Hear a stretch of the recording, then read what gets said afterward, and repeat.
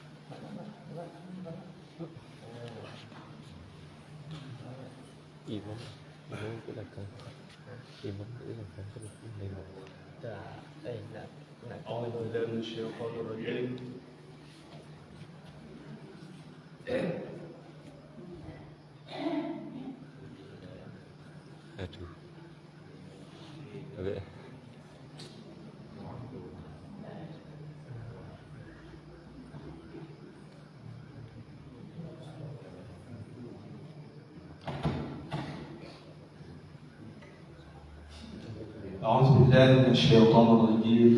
بسم الله الرحمن الرحيم. السلام عليكم ورحمة الله وبركاته. وعليكم السلام ورحمة الله. Semangat doa. Sujud salam. Gantung. Assalamualaikum warahmatullahi wabarakatuh. Waalaikumsalam.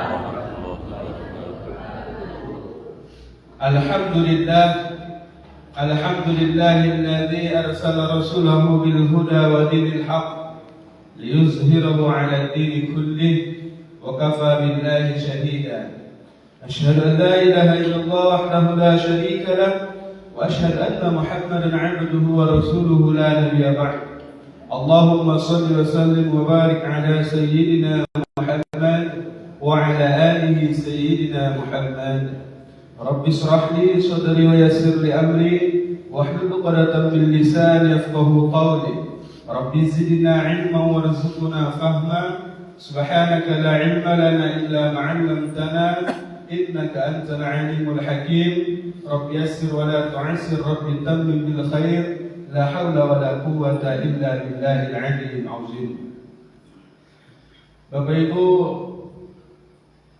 jamaah salat subuh, adik-adik kami yang sangat kita cintai, mudah-mudahan kita berdoa kepada Allah Subhanahu wa taala, anak-anak kita ini, adik-adik kita ini, anak-anak kita semua, anak keturunan kita semua, berdoa kita kepada Allah, Rabbana hab lana minas shalihin. Allah berikan mereka anak-anak yang saleh dan salehah. Amin ya rabbal alamin. Bapak Ibu yang dirahmati Allah, ada sebuah penelitian bahwa ketika seseorang mati, meninggal dunia, anggota tubuh yang terakhir berfungsi itu tadi mau apa bahasa tadi mau anggota tubuh yang terakhir berfungsi ketika seluruh badan sudah mati, sakaratul maut. Karena doa imam kita tadi, Allahumma hawin alaina fi sakaratil maut. Ya Allah, mudahkanlah kami ketika sakaratul maut. Lalu anggota tubuh ketika semuanya sudah mati, yang terakhir itu berfungsi Pak. Inilah telinga kita ini. Maka luar biasa Pak hadis Rasulullah SAW. Apa kata Rasulullah? Lakinu mautakum. Talkinkan orang yang mati di antara kamu, kata Rasulullah. Ketika ada orang yang sekarang, apa yang dianjurkan? Apa sunnah yang dianjurkan oleh Rasulullah kepada kita? Ketika ada saudara kita sudah terbaring, dan cie-cie omor,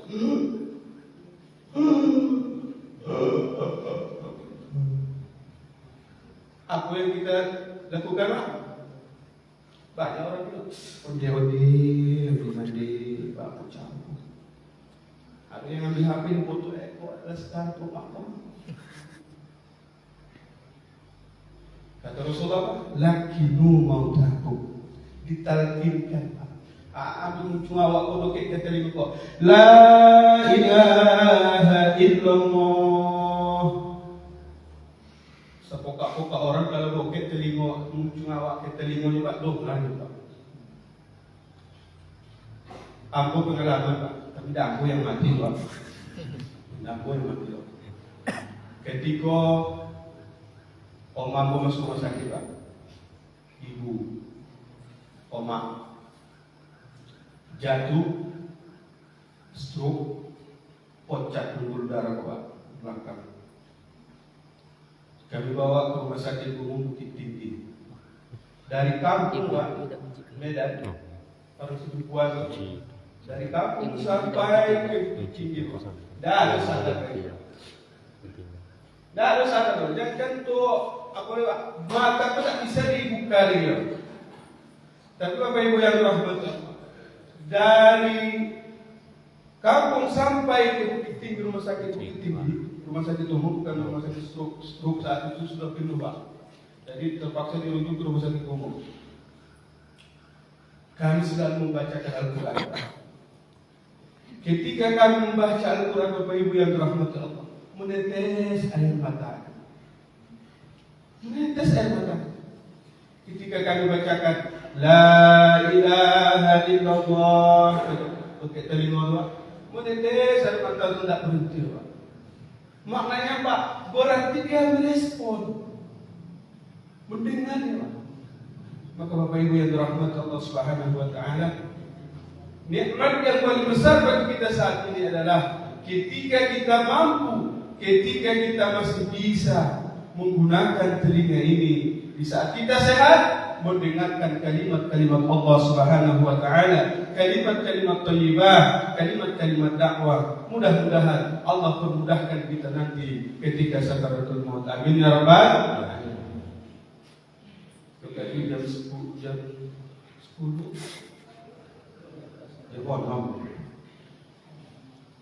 bersalawat kita kepada Rasulullah SAW. Allahumma sholli ala Sayyidina Muhammad wa ala alihi Sayyidina Muhammad. Bapak Ibu, untuk mendapatkan selawat, keberkahan selawat, untuk mendapatkan syafaat yang selalu kita harapkan, yang selalu kita sebut dan kita diingatkan ketika kita dibicarakan tentang Rasulullah SAW, ada satu yang mesti kita jaga. Apa dia? Selalu mengikuti sunnah Rasulullah SAW.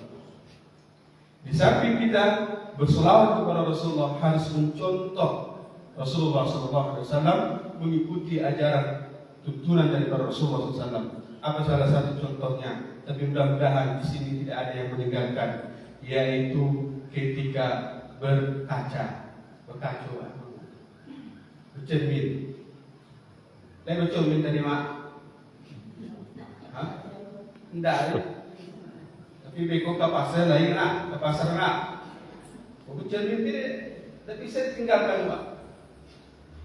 Karena ke masjid tidak berkaca dia, tapi ketika ke pasar, ke pesta, kemana lagi, ke kondangan, pasti dia bercermin. Kamu bertanya dulu Pak, sudah berapa lama kita berkaca? Sudah berapa kali berkaca? Berapa hari Pak? Kalau dihitung setiap hari itu berapa kali? Tidak terhitung lagi Pak. Yang menjadi pertanyaan, lain berdoa kita berkaca itu tidak? Tidak. Dia jujur aja kita barang. Ambo kadang kita kona lain tak. Maknanya ini sunnah Rasulullah SAW. Ketika kita berkaca, bacalah doa. Ya mana? Apa doanya? Nih adik-adik ini ada yang ingat doanya? Yang dapat aplikasi dia. Doa bercermin. Kita tidak ada pakai bercermin.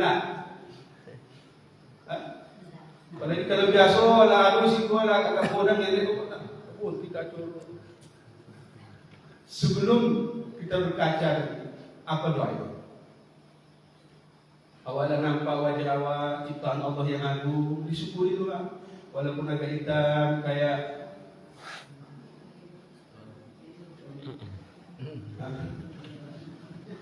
tapi kan ada doanya. Apa doanya? Allahumma kama hasanta khalqi fahassin khuluqi. Pendek Pak. Coba sama-sama baca mana? Mudah-mudahan tak kodam. Allahumma kama hasanta khalqi fahassin khuluqi. Itu pendek mana? Dan tak pernah main. Begitu kalau baca. Apa artinya? Ya Allah, sebagaimana Engkau baguskan penciptaanku, maka baguskanlah akhlakku. Itu maknanya. Maknanya apa? Mudah-mudahan kita menjadi hamba Allah yang mulia di sisi Allah dan di antara manusia. Dengan mencontoh sunnah Rasulullah SAW seperti bercermin saja. Maka mudah-mudahan kita mendapatkan syafaatnya di hari kelak. Amin ya rabbal alamin. Lalu apa namanya? Sekali lagi. Allahumma semangat ini. Allahumma kama hasanta khalqi fahassin khuluqi. Kalau tak orang aku tanya anak-anak kita ruang, insyaallah mereka akan ingat. Maka mudah-mudahan kita selalu istiqamah di dalam menyadari Rasulullah SAW. Apalagi hari demi hari berganti, bahkan bulan dan tahun yang berlalu ini sudah akhir tahun juga. Ini sudah akhir tahun. Insyaallah tidak lama lagi akan masuk tahun baru Hijriah. Bermakna apa? Allah masih memberikan kita kesempatan dalam hidup ini. Kalau kita tersalah dalam menjalani kehidupan ini selama ini, mudah-mudahan Allah berikan kita jalan yang lurus, jalan yang istiqamah sampai kita meninggalkan dunia yang fana ini. Amin ya rabbal alamin. Bapak Ibu yang dirahmati Allah Subhanahu wa taala, di dalam salat, kalau secara bahasa salat itu adalah doa. Karena di dalam salat itu banyak kita berdoa kepada Allah Subhanahu wa taala. Salah satunya doa yang kita baca ketika duduk antara dua sujud. Adik-adik, duduk antara dua sujud termasuk rukun, sunnah atau yang membatalkan? Duduk antara dua sujud termasuk apa? Rukun, sunnah atau yang membatalkan? Dia termasuk rukun. Apa maknanya?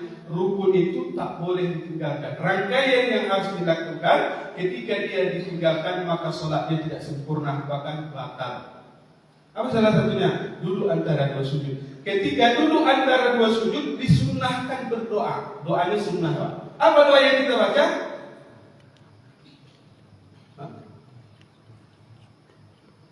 Halo. Dengar, coba hati awak ni. Doa duduk antara dua sujud. Rabbil firli warhamni wajburni warfa'ni warzuqni wahdini wa'afini wa'fu anni. Laisa baca awak. Bapak baca itu tadi nak? Oma baca itu tadi. Berarti laisa awak. Kadang-kadang ada yang beda tu Pak. Maknanya apa? Ada di situ yang kita minta kepada Allah. Wa'afini. Ya Allah, berikanlah aku afiah. Tadi Pak Imam kita juga membaca doa, Allahumma inna nas'aluka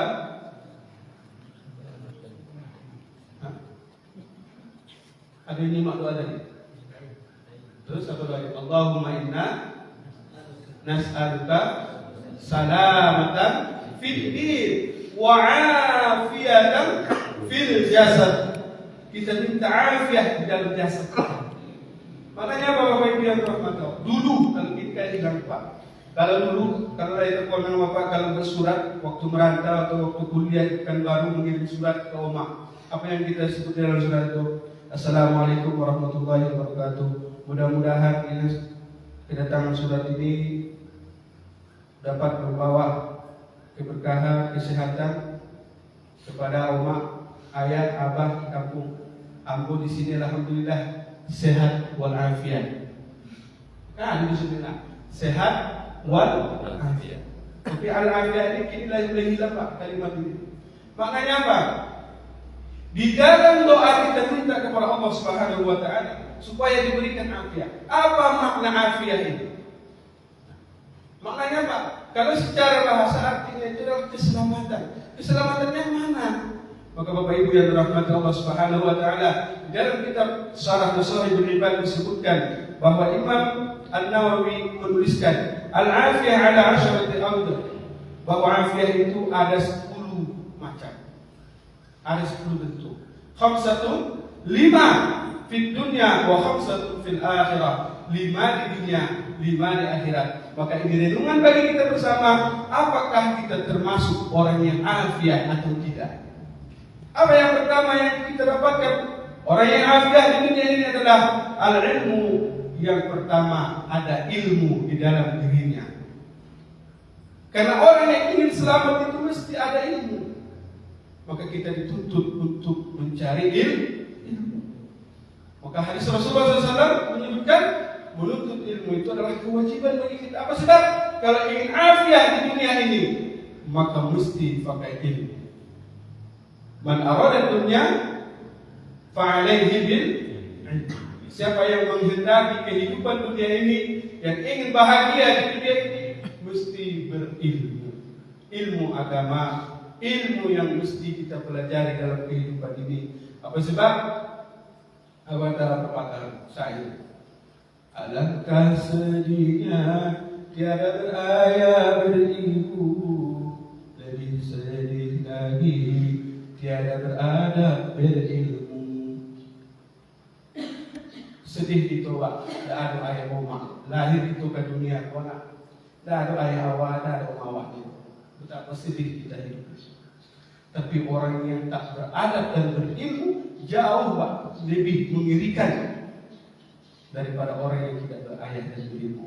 Maka ajarkan, maka anjurkan, maka jangan berhenti untuk menyekolahkan anak. Yakin dan percaya Pak, orang yang menyekolahkan anak sekalipun dia kehidupannya susah, tapi Allah sudah berjanji, orang yang menuntut ilmu, orang yang membantu orang yang sedang menuntut ilmu, orang yang sedang menyekolahkan anak untuk menuntut ilmu, apalagi ilmu agama, maka Allah akan bantu. Ada keajaiban-keajaiban. Kalau mungkin Bapak Ibu yang dirahmati Allah pernah merasakan keajaiban tentang orang yang menyekolahkan anaknya dalam pendidikan agama. Maka Bapak Ibu yang dirahmati Allah, orang yang afiah itu adalah berilmu. Maka adik-adik kami, jangan berhenti sampai menuntut ilmu itu pun tak ada batasnya. Sekalipun kalian hari ini ponek, payah, susah mendengarkan kajian, tugas, mencari ini, mencari itu, tapi ingatlah, apa kata Imam Syafi'i, siapa orang yang merasakan, siapa orang yang tak ingin merasakan payahnya menuntut ilmu, maka tunggulah kehancuran baginya. Bapak Ibu jamaah yang dirahmati Allah Subhanahu wa taala, yang pertama adalah al-afiyah. Yang kedua, wal ibadah. Orang yang afiah itu adalah tumbuh rasa ibadah di dalam dirinya. Makanya Bapak Ibu yang dirahmati Allah Subhanahu wa taala, Imam As-Sarawi menyebutkan tingkatan nikmat itu yang paling utama, yang paling sempurna adalah ketika hati, ketika diri kita masih mampu, masih bisa melangkahkan kaki kita ke masjid untuk melaksanakan sholat berjamaah, Pak. Lain bisa hati kita menghadap kepada Allah Subhanahu wa taala. Lain ada iman di dalam hati. Nikmat yang paling besar dan paling sempurna, Pak. Bisa kita beribadah, nikmat yang luar biasa. Maka Bapak Ibu yang dirahmati Allah Subhanahu wa taala, Allah menyebutkan di dalam Al-Qur'an, "Innal ladzina amanu wa 'amilus shalihat." Ketika kita mengatakan orang yang beriman, maka mesti dibuktikan iman itu dengan amal saleh. Bapak Ibu yang dirahmati Allah Subhanahu wa taala, ketika tak ada amal saleh, berarti iman kita itu tidak ada, kosong, Pak. Apa salah satu amal soleh? Maka sembahyang 5 waktu berjamaah, mendengarkan pengajian, infak sedekah, alhamdulillah. Itu adalah bentuk daripada afiah keselamatan bagi kita. Apalagi dengan harta, mesti kita berbagi dengan orang lain. Apa sebab? Di dalam harta yang kita miliki ada hak orang lain yang menjadi ketika kita keluarkan, dia menjadi sebuah amal yang menjadi afiah bagi kita. Yang ketiga, orang yang afiah itu adalah orang yang warizqu minal halal. Ketika dia mencari rizki itu dari yang halal, bukan dari yang haram. Bapak Ibu yang dirahmati Allah, di akhir zaman ini tidak ada yang memperhatikan ini. Kini apa yang terjadi? Asal awak dapat konyang bolang. Yang penting konyang. Halal atau haram? Tak ada masalah. Padahal Bapak Ibu yang dirahmati Allah, orang yang selamat itu, orang yang bahagia itu, yang keluarganya sakinah mawaddah warahmah itu adalah orang yang ketika seorang suami memberikan belanja, memberikan harta, memberikan makanan kepada anak-anaknya, itu adalah dari jalan yang halal, bukan dari yang haram. Maka Bapak Ibu yang dirahmati Allah, terlebih kepada ibu-ibu, kepada istri, berhak tanyakan dari mana duit yang diberikan oleh suami. Jangan sampai dari yang haram. Apa sebab? Idza dakhala haram fa kharaja al-haram. Kalau yang masuk ke dalam tubuh kita ini yang haram, maka akan muncullah sifat-sifat yang haram. Maknanya apa? Sifat-sifat yang tidak diridhoi oleh Allah Subhanahu wa taala. Maka orang yang afiah itu adalah orang yang menjaga hartanya, menjaga makanannya daripada yang haram. Ingat Bapak Ibu yang dirahmati Allah Subhanahu wa taala. Apa sebab salah satunya doa kita ditolak? Kadang-kadang mohon maaf, kalau dalam hadis itu kan disebutkan, sampai pun kita yang berdoa itu di depan Ka'bah lah. Kalau dua bawa, tambah sampai jam 2.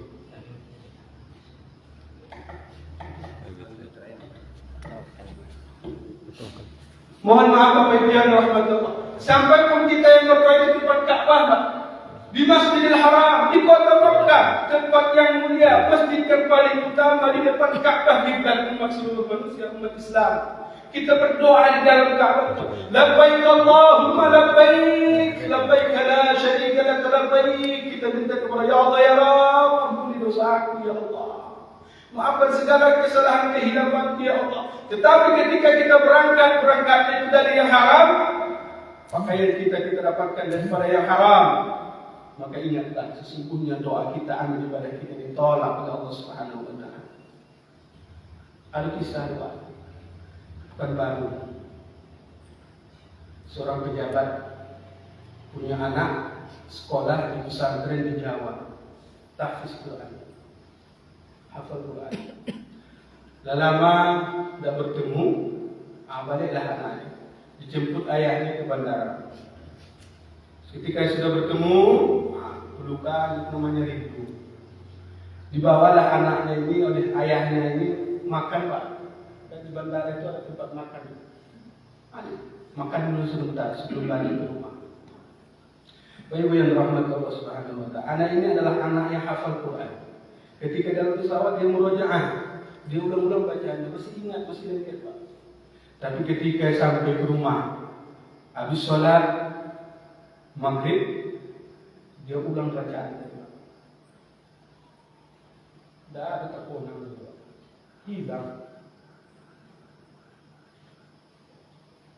Beristighfar kepada Allah, bertawakal kepada Allah supaya dikembalikan hafalannya tadi. Menangis ya. Kenapa seketika itu bisa hilang hafalannya tadi? Padahal lama di pesantren menghafal Quran ini. Menangis ya. Diulang dan juga diingat-ingat balik dan juga hafal ya. Hilang hafalannya. Maka dia datangi ayahnya. Ayah, hafalanku hilang ayah. Terkejut ayah. Menangis ayah. Menangis. Sadar ayahnya ini. Apa sebab? Rupanya Pak, ketika mereka tadi makan di bandara tadi, duit yang dia buat untuk membayar makanan tadi itu duit yang haram. Mohon maaf, rupanya dia salah satu pejabat. Duit yang dia bayarkan untuk makanan mereka tadi untuk bandara itu Pak, yang untuk anaknya pun dia bayar dari yang haram. Sampai ayahnya ini beristighfar kepada Allah minta untuk mendapat hidayah. Maknanya Bapak Ibu yang dirahmati Allah Subhanahu wa taala, betapa pentingnya kita memperhatikan yang masuk ke dalam tubuh kita. Sampai yang kita pakai pun, mohon maaf auzubillah, kalau terlekung, kalau kain sarung, kalau topi yang kita pakai ini adalah dari yang haram, yang tidak jelas arahnya, janganlah kita bawa. Biarlah dia untuk lalu suci, lah berubah warnanya, tapi dari jalan yang elok, yang bagus. Biarlah itu yang kita pakai. Mohon maaf Bapak Ibu yang dirahmati Allah. Mohon maaf. Kamu bukan menyinggung. Bagaimana kita membersihkan amal ibadah kita supaya kita termasuk orang yang afiat. Mohon maaf Bapak Ibu yang dirahmati Allah. Kalau yang kita dapatkan itu hanya dari perjanjian dari para caleg-caleg, tidak usah bawa. Simpan aja. Kok kadang enggak, kok kalau ada telekung baru, kau dari Mokah, besok kalau pemilihan DPD, pilihan kamu, siap, aman. Ada lagi ke telekung. Ibu besok tak ada apa pilih tu. Apa sebab tak duit dia lo? Apa dia tadi? Telekung. Awak lah bongas cuma, padahal itu termasuk. Kalau bahasa Malaysia itu darah suah nama tuan. Lepayah bawa. Tinggal aja di rumah. Bawalah yang jelas, yang pasti, apalagi yang subhat, apalagi yang haram, tak usah kita bawa ke dalam masjid beribadah kepada Allah Subhanahu wa taala. Ambo bukan menyinggung, tapi bagaimana kita menjaga amal ibadah kita supaya kita menjadi orang-orang yang afiat dalam hidup ini. Bapak Ibu jemaah yang dirahmati Allah Subhanahu wa taala. Seterusnya apalagi orang yang afiat? Orang yang afiat itu adalah orang yang sabar ala siddah, memiliki kesabaran yang tinggi di dalam jiwanya. Itulah orang yang afiat. Ada salah satu orang yang Allah berikan salam. Karena kalau bahasa ini Pak, kalau kita mendapat salam dari Pak Jokowi dari seorang hati kita. Datang Pak Presiden, disuguhi ke Bapak Gubernur. Pak Gubernur Riau, tolong sampaikan salam saya kepada seluruh jamaah Masjid Muhajirin penghijauan. Saya senang hati itu. Apalagi kalau dapat duit bantuan mana, kamu dapat 1 miliar. Anda dapat salam dapat 1 miliar. Apa bahagianya kita? Telepon dengan awak dari Presiden. Padahal belum tentu siapa kita. Tetapi salah satu orang yang Allah berikan salam kepada hamba-Nya siapa? Kepada orang-orang yang memiliki kesabaran. Kenapa? Sebab orang yang memiliki kesabaran dalam hidupnya itu adalah orang yang afiat. Bapak Ibu yang dirahmati Allah, as-sabru kas-sidr. Sabar itu sangat payah dan susah dan pahit. Menyampaikan yang mudah, tetapi mengamalkan sangat sulit. Bapak Ibu yang dirahmati Allah, untuk mengamalkan sabar yang merupakan amal hati, mesti penuh dengan perenungan dan penghayatan di dalam kehidupan. Tak hanya cukup dengan kata-kata, tetapi mesti kita pikirkan dan kita renungkan di dalam kehidupan. Bapak Ibu yang dirahmati Allah Subhanahu wa taala, as-sabru 'ala siddah, memiliki kesabaran yang tinggi dalam jiwanya adalah orang yang termasuk afiat dalam hidup ini. Yang terakhir adalah orang yang wasyukru 'ala ni'mah, ketika dia mendapat nikmat dia bersyukur kepada Allah Subhanahu wa taala. Maka salah satu tanda ketika kita termasuk orang yang afiat atau tidak. Nah, perhatikanlah ketika kita mendapat nikmat. Ketika kita mendapat nikmat, lain bersyukur gitu atau tidak? Kalau kita bersyukur, alhamdulillah kita termasuk hamba Allah yang afiat. Tapi ketika kita tak bersyukur atas nikmat yang Allah berikan, maka sungguh kita termasuk orang-orang yang akan celaka. Bapak Ibu jemaah yang dirahmati Allah Subhanahu wa taala, itulah 5 yang diberikan oleh atau tanda-tanda orang-orang yang afiat yang kita minta di dalam salat, yang kita minta di dalam doa supaya kita menjadi orang yang afiat di dunia dan di akhirat. Dunia ini kita dapatkan 5 menurut Al-Imam An-Nawawi di dalam kitab Shahihul Ibad. Mudah-mudahan kita termasuk orang-orang yang afiat di dunia ini sampai akhirat. Masih ada 5 lagi Pak. Yang tadi baru di dunia Pak, afiat tadi. Bagaimana afiat nanti di akhirat? Maka mudah-mudahan di lain pertemuan, mudah-mudahan Allah berikan kita umur yang panjang, Allah berikan kita keberkahan hidup, Allah jaga hati kita, Allah berikan kita istiqamah sampai akhir hayat kita di dalam mencari ridha Allah Subhanahu wa taala. Amin ya rabbal alamin. Demikian yang dapat kami sampaikan, kurang lebihnya mohon maaf. Sebelum kita tutup, mari kita berdoa kepada Allah Subhanahu wa taala. Mudah-mudahan kalau ada di antara kita yang sakit, Allah sembuhkan. Kalau ada di antara kita yang punya masalah, Allah berikan jalan keluarnya. Anak-anak kita menjadi anak-anak yang saleh dan salehah. Allah berkahi keluarga kita, Allah berkahi anak-anak kita, dan mudah-mudahan Allah matikan kita dalam keadaan husnul khatimah. Ala hadhihi niyyatu kullu niyyatin salihah. Al-Fatihah.